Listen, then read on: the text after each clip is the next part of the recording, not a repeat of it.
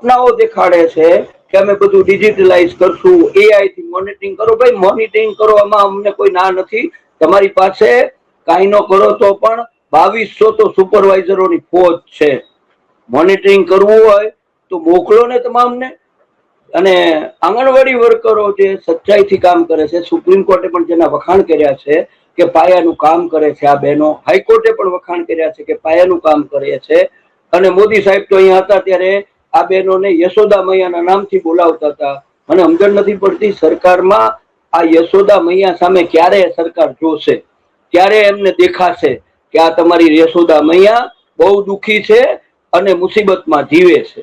અમે બીજી માગણી સિમ્પલ કરી છે કે આખા દેશમાં નિવૃત્તિ વય મર્યાદા 60 છે, ગુજરાતમાં 58 છે. ભાઈ તમે 60 કરી નાખો ને ભાઈ.